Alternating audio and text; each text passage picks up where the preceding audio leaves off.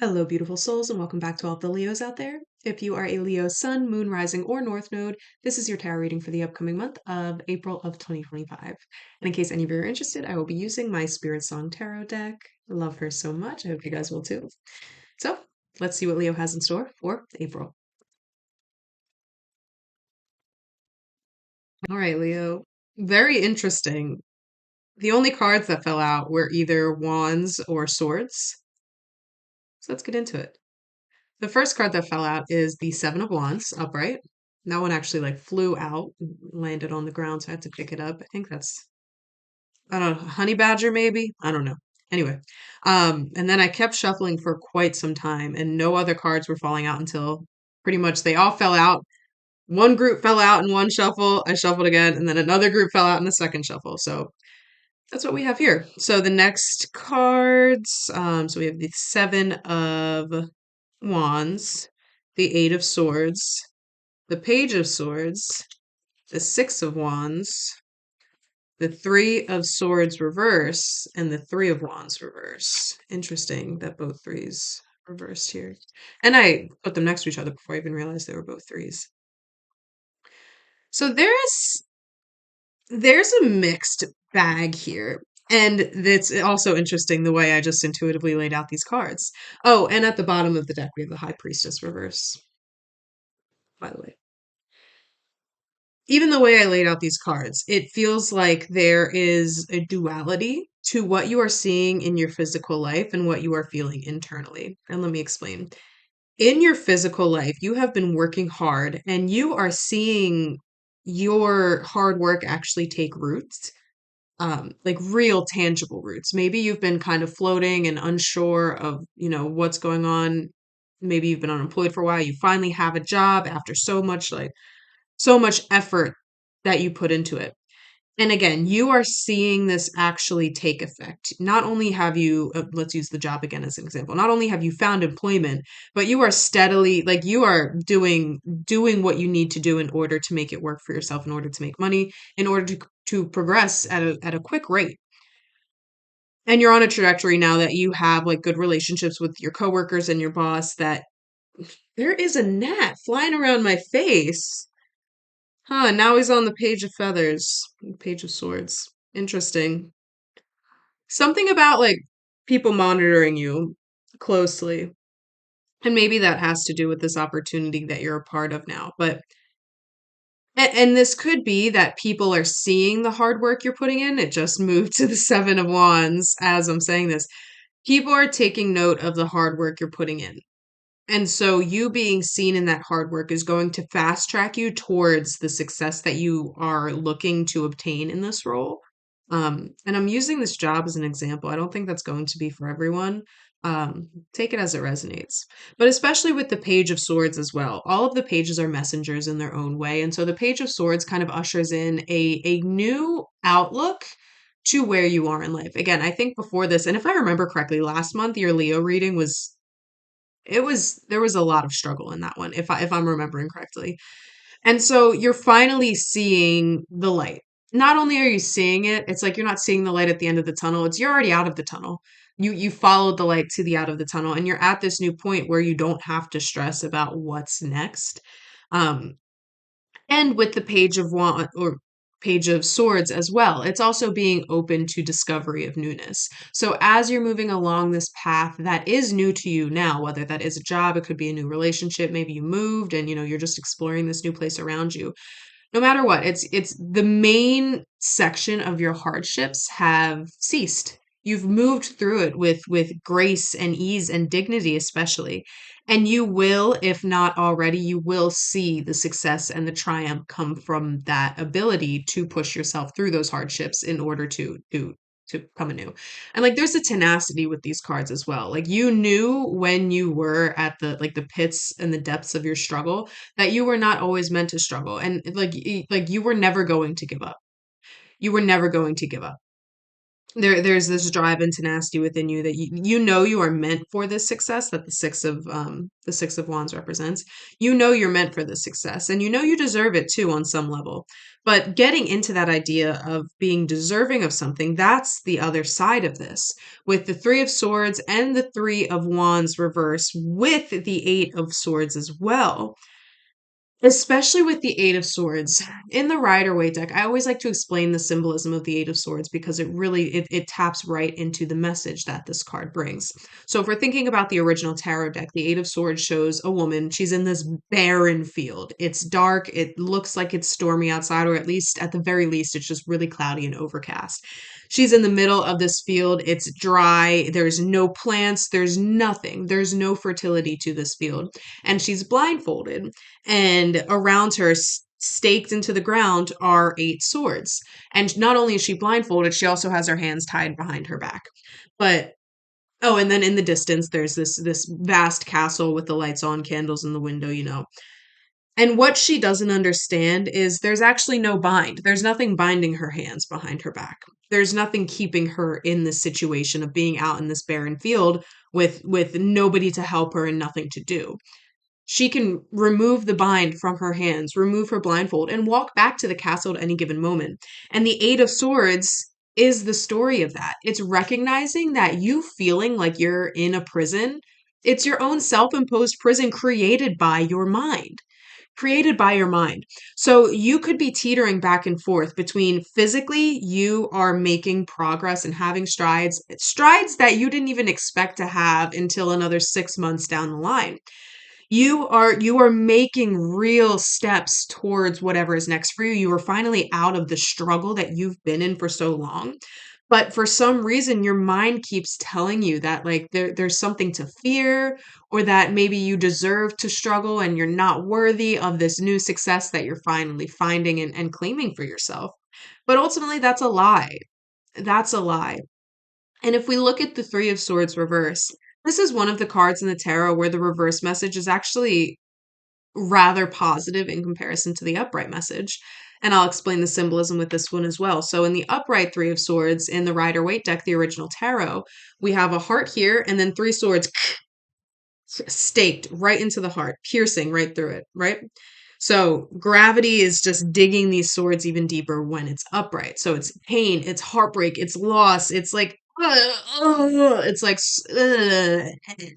so I can describe it 844 as I say that.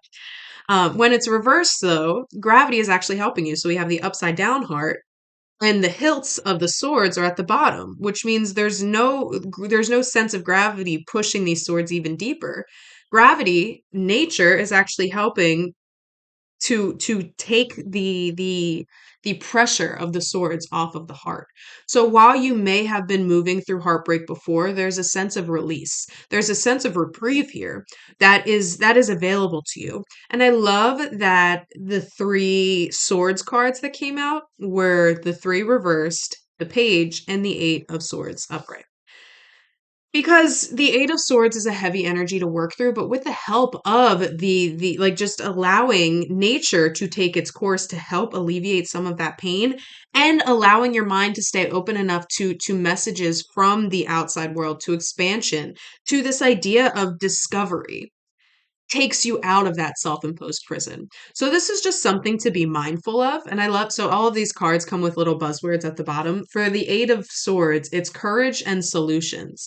So when you find yourself getting trapped in the spiral of being stuck and not having anywhere to go, even while you're experiencing this success, because our minds are so powerful.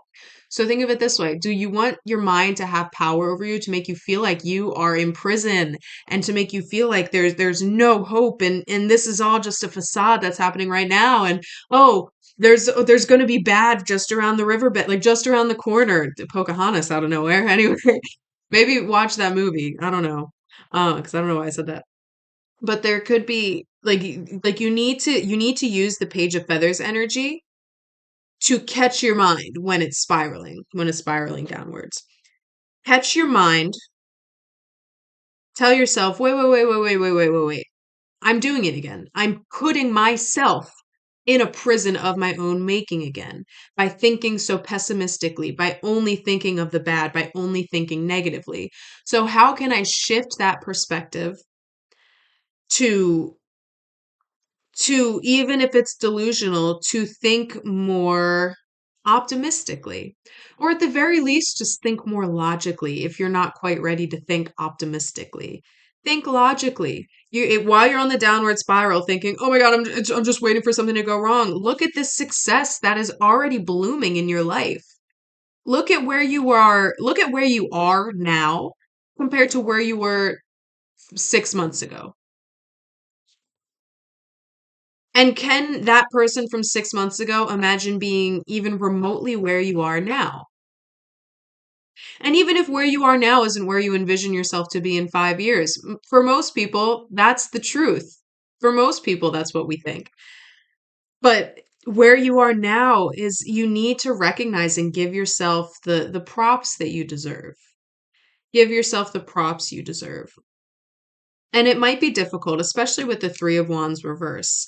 The Three of Wands is all about like having that expansive outlook. You're getting ready to, or sorry, the Three of Wands upright. You're getting ready to step out on a new journey, and you're kind of just like observe, like you're imagine yourself in like a lookout tower, right? You're starting your journey here, and you're looking out at all of the different paths you can take to kind of map out and strategize how you're going to move forward most efficiently, how you can make the most out of your journey, get the most experience. And that's, I don't know why I said efficiently, because that's not really wands is about experience. It's about taking the long road, because you know there's going to be more wisdom, more opportunity, and more just scenery to observe and take in on that long road.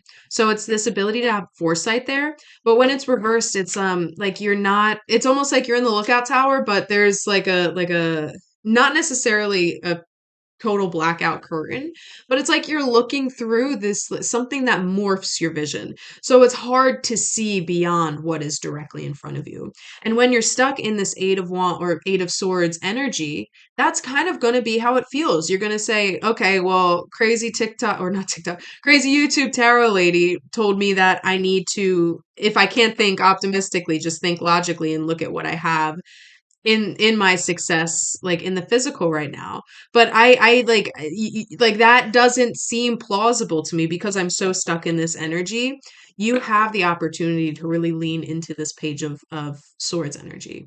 This is always available to you, and I love that it's a raccoon, because when I think of a raccoon, they are thrifty, they are cunning, they are able to see through the darkness in order to, find their trash delicacy, whatever it may be, to find what they're looking for.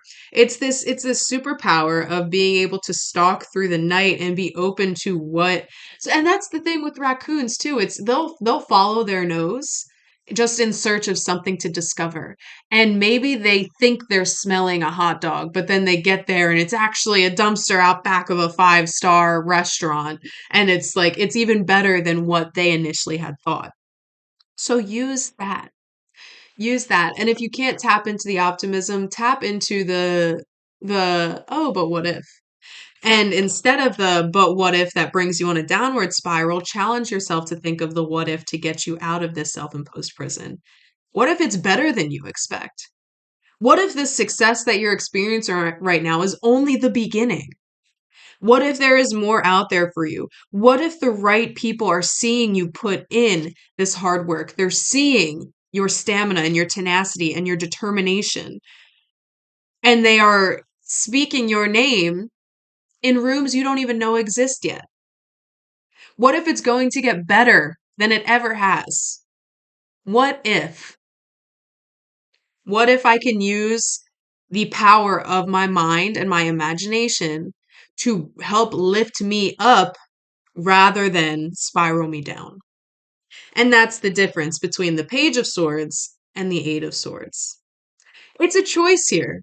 It's a choice here. And I think in April, you are really going to discover how strong and powerful your mind is, especially in relation to the opportunities that present itself to you, the experiences that you can have.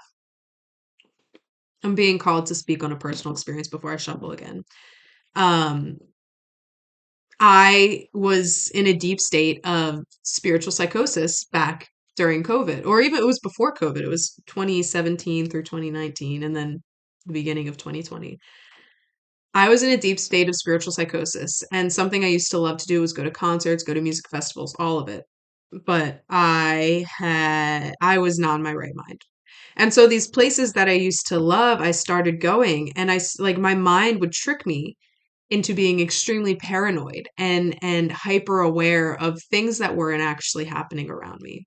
Hyper aware of people talking about me that weren't. And it ruined my experience. And I could not go to festivals again for a long time. And I couldn't even go see live music again because at that point I had PTSD. And every time I tried to go out and put myself out there, and even with friends or by myself, no matter what like environment I was in, when I would go out into these experiences, my mind was already in a dark place. And so being in that dark place, having PTSD, I would immediately put myself back into the first time that I had ever felt these really overwhelming negative experiences. And in that way, I was putting myself in my own self imposed prison. And this is a lot easier said than done. I don't know if I would have been able to do this before, but ultimately, if I were able to tap into my body and feel what was begging to be felt in that moment and allow myself to actually be present with the people that I was with the experience I was in that moment rather than the experience that this post traumatic stress disorder was bringing up, I would have been able to actually enjoy my time there. But instead, I spent years and years and years and years and years continuously doing the same thing over and over again, expecting a different result because I was letting my mind go on overdrive and I was letting myself spiral downward. And that's an extreme situation. And obviously, mental health issues are a deeper thing. But I use this grander example to try to stress that yes, you've been in struggle before. Where you are right now is not struggle. So when your mind starts to get on that same path that it was previously, catch yourself. Remind yourself of the success you're currently experiencing. Keep your mind open to exploration and new possibilities for new neural pathways to form in your brain by simply, if it has to be delusional at first, be delusional until it's the truth. Like, be delusionally optimistic, especially when you catch yourself going back into that self imposed prison in your mind. Because these are saying it's still a tendency that's there, but at the same time, you can use your mind to get yourself back from your mind. Oh my gosh. How powerful, Leo. How powerful. Let's see what else wants to come out. Okay, wait, I'm being told one more. Or two more. Okay, that was easy. And the same card is still at the bottom of the deck. Okay. So we have the Page of Wands upright, the High Priestess upright, which is funny because I forgot she was on the bottom of the deck reversed, but now she came out upright. Talk about neural pathways forming. Okay. So these three all came out together and they all came out sideways. And when they're sideways, it can go either direction. And again, this goes back to what I was just saying about you having the choice. You having the choice to let your mind be your greatest superpower or your greatest weapon formed against you. So the three cards that came out sideways are the Ace of Pentacles upright, or I guess it was sideways. So it can be upright or it can be reversed because there's that choice there. The Ace of Pentacles, Ten of Shells, or Ten of Cups, and the King of Swords. And the reason I hesitate to make them one direction or the other is because these are three very powerful cards. One is becoming a master of your own mind, using logic and reason to help you understand the deeper wisdoms that this life can impart onto you. It's also somebody that really believes in justice, really believes in using his words only when he knows they are meant to be used. Like just not talking ceaselessly, but being very strategic and conscious of the way he says things and what he says, and especially the things he says to himself, because swords is the mind. It's also endings because the king is the very last of the sword suit. And it's interesting that these two actually came out because right after the King of Swords is the Ace of Pentacles, which came out as well. The Ace of Pentacles, it's new beginnings. It's the ability to manifest your destiny, essentially. It's new beginnings that set you on a path of ultimate success in the physical realm, bringing you the resources you may need, stability, finances, surety, things you're looking to obtain, especially if you've been stuck in struggle for a long time. And then the 10 of Cups, also a sign of cycles ending. But also it's harmony, it's bliss, it's a sense of togetherness with the people around you. It's a sense of fulfillment with where you are in life and where you're going because again, the 10 is the end of a cycle. It's also blessings coming to fruition in its own way and your overall sense of well-being just being amplified. And so I hesitate again to give it one direction or the other because I'm not going to say, oh, this is all just like everything's going to work out for you. It'll be fine. Because the only way it's going to work out for you is if you are able to have this sense of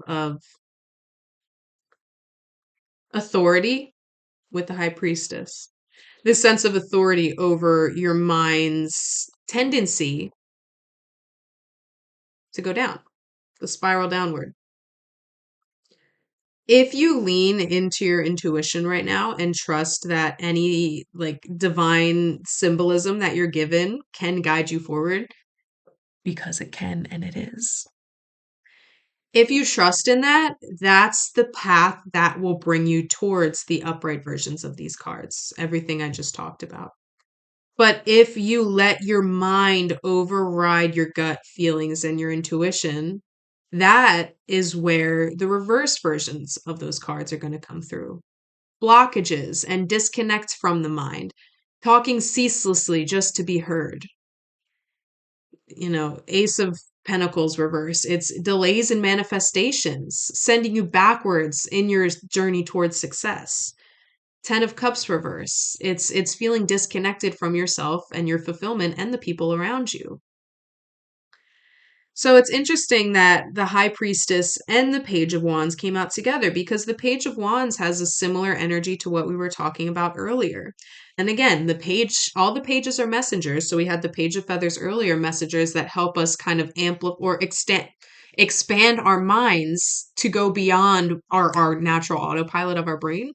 Like I said, Wands is all about experience. It's about going out and doing and being in the physical world and being fully present and embodied in that physical moment. And the Page of Wands is all about being open and letting your intuition guide you towards newness and being open to experience and recognizing that every time you trust your intuition enough to guide you to a new experience, that you can find a greater sense of enthusiasm within yourself. You can discover more about not only yourself, but the world around you and discover that optimism is even easier to bring up naturally now versus in the past when all you knew was struggle. Even as your success is coming to fruition, in the past your mind still only knew struggle, so it was hard to find that sense of enthusiasm for what's next because you're so used to thinking about what about the rainy day. The more you lean into this Page of Wands energy, the more you trust that your success is inevitable. Your ability to be present and excited for the experiences that you embark on can help you again form new neural pathways in your mind so that you can start trusting your intuition enough to know, not just think, not just believe, to know that even if that rainy day does come, you are protected, you are guided, you have exactly what you need. You don't need to be worrying about it in the present moment because the present moment is all we have. So if you're stuck worrying about the future because of something that happened to you in the past, either way, it's this tension which creates the anxiety that you feel in the present moment, which takes you out of the present moment because you're so stuck in the past, you're so worried about the future. You need to be here right now. And your ability to be here in this moment right now can get you out of that downward spiral, can turn your brain off for a second so you can actually just sit and appreciate where you are. And in that appreciation, your passions bubble, your enthusiasm grows, you get more excited to embark on whatever these new journeys represent for you. And again, present moment is where the blessings of all three of these cards exist. And it's available to you. It's available to you on the other side of using your mind as a tool rather than a weapon formed against you. And you can do it, Leo. You can do it. So, with all of that said, this was a general reading for the month of April once again. If you did enjoy this, leave me a like and leave me a comment and let me know how it resonated. And if you do want a personal reading, you can book with me in my website, linked in the description below. You can book with me for tarot, astrology, human design, and numerology there too. So check that out if you're interested. And of course, we do this every single month for all of the signs. So if you want to get your forecast for the month ahead according to the tarot cards, go ahead and subscribe to my channel. I would love, love, love to see you guys here in the future. But Leo, I'm telling you, your mind can be your greatest asset moving forward. Your mind can be your greatest asset moving forward. Your mind can be your greatest asset moving forward. It's just about you learning how to take back the power from your mind that it holds right now. And you can do it. And in the meantime, celebrate the success that you're experiencing. Allow yourself to be celebrated in this success as well. Because remember, the people that need to take note are taking note.